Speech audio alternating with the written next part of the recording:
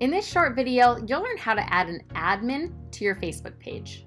So first of all, sign into Facebook and make sure that you're on your business page. So see how under this little triangle, there are more pages to choose from? Choose your business, and once you're on your business page, click on the settings in the top right. After this page loads, click on the page roles in the left-hand column.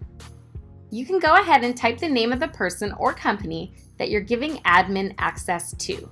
So in this case, type Roadside Multimedia and you'll see it auto-populate. Once you select it, assign a new page role and change it from editor to admin and click add. You'll likely need to re-enter your password to make this change, so be sure to have it handy.